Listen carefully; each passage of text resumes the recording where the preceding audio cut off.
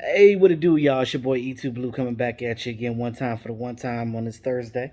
Um, Cowboys made another move today. Earlier, they signed a defensive lineman, I guess defensive tackle, three technique, Carlos Watson and Watkins, and now they signed defensive end Brent Urban from the Chicago Bears. He played with the Chicago Bears last year and had 2.5 sacks with them last year, and he had 8 starts with them.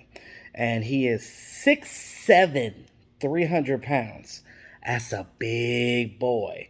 I think that they like him because he's versatile and because he's a big boy. Now, I know what a lot of you are thinking. I know a lot of you are fed up. Y'all don't want to hear this. You probably like, oh, why are you even talking about it, E2? It's a random ass rotational guy. Again, it's still a hire. It's still something the Cowboys are doing. It's still something that they are doing to provide depth on this team. You guys want depth on this team, correct? Understand that you cannot have steak on every plate. Every one of your players on your team cannot be an all-star. Also, I don't understand why we bitch so much as fans because understand that like there are other teams that win Super Bowls with less talent overall that we have on our team. So I don't want to hear that shit. So at the end of the day, um, if your coaching is good enough, you can make these players better. You can make these players play to how you need them to play. Period. We talked about why our defense was so bad last year because Mike Nolan comes in saying that he's going to fit the scheme to the players. Well, he fucking lied because he came in there with that crappy trying to change a 4-3 defense into a 3-4 when you don't have the personnel to do it.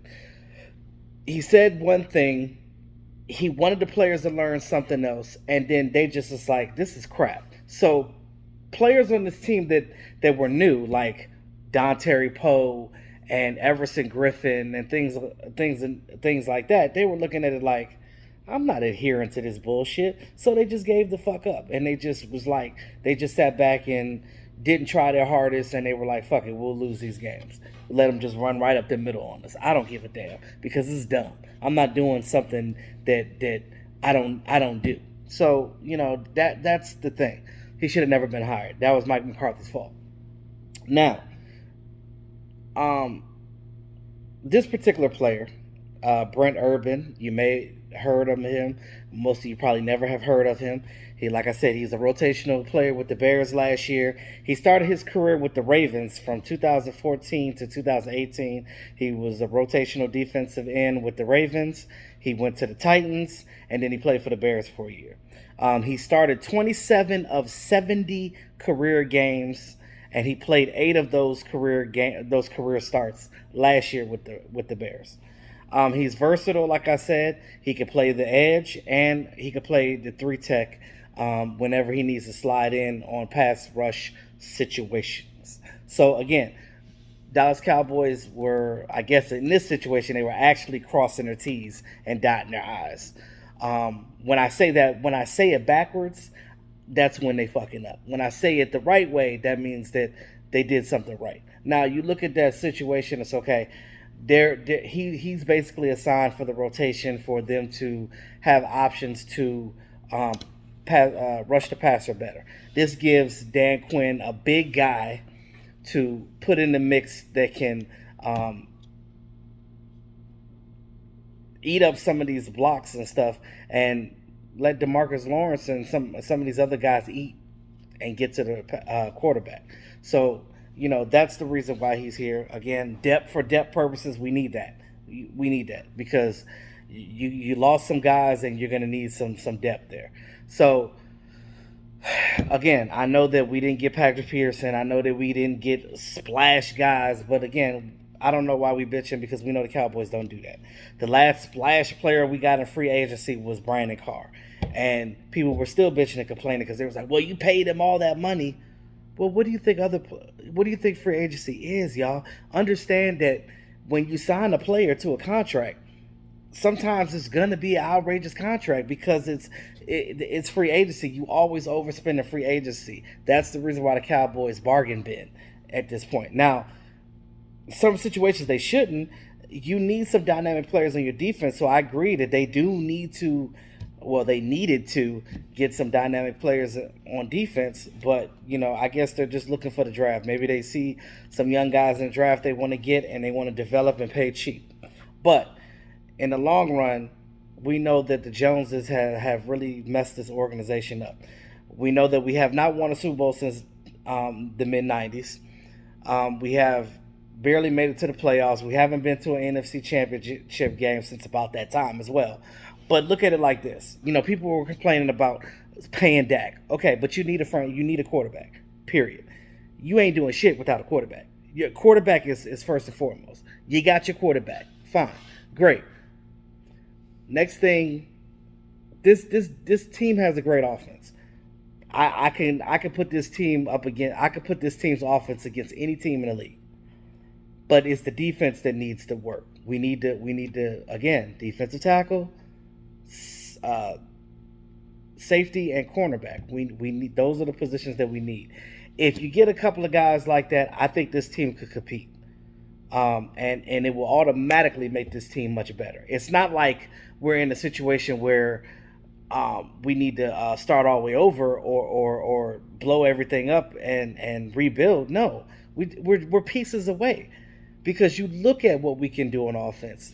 You just need that defense, and you don't even need your defense to be top five. You just need them to be middle of the road, be able to make some stops, and with Dan Quinn, hopefully that helps. Now, yes, you have Dan Quinn, but you can't just rely straight on Dan Quinn. You got to give him a couple of pieces. I know that you can't have steak on every plate, but these guys, like this guy, Brent Urban, these are the appetizers. So you got the appetizers out the way. Now you need to go get you a main course.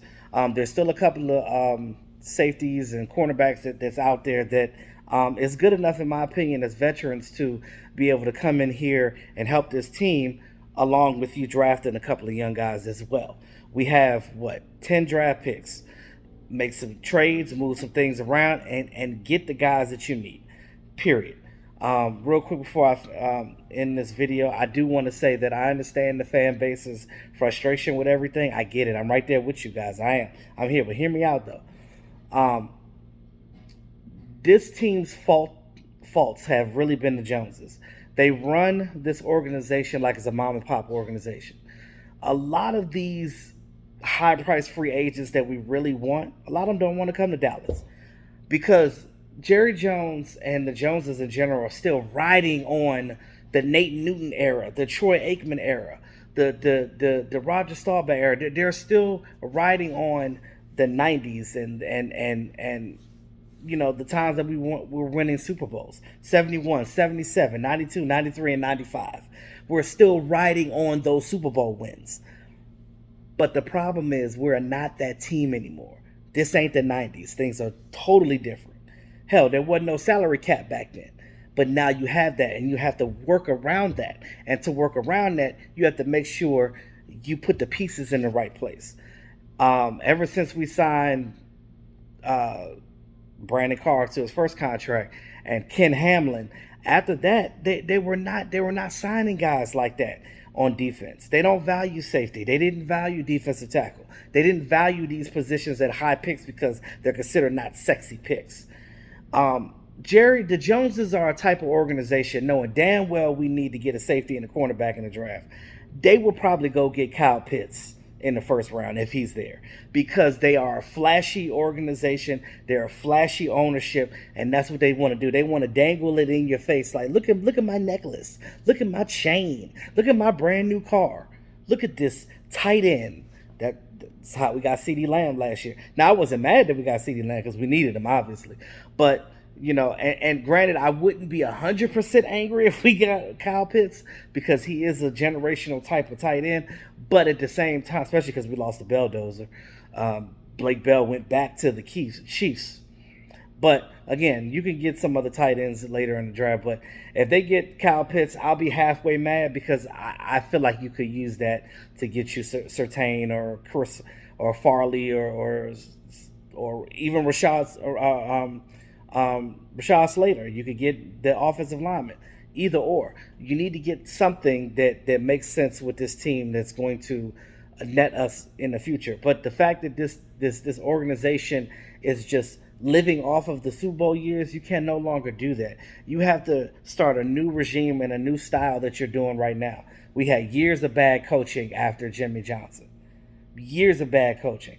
Wasted a whole decade with Jason Garrett. I'm not saying that Jason Garrett was horrible, but his conservative style was not getting us over the hump.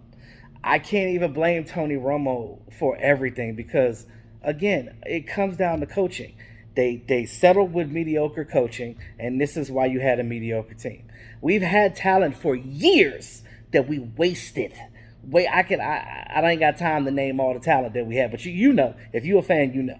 We've had a lot of talent. We just wasted these guys' careers, and that's it, and nothing to show for it. And that's what it is. I think that once this team decides they take the handcuffs off of Mike McCarthy, because I know that Mike McCarthy is a good coach, and I know he can get this team to where they need to go. But take the restraints off of him, let him do what they need to do. Y'all need to sit the fuck back and let these coaches be coaches.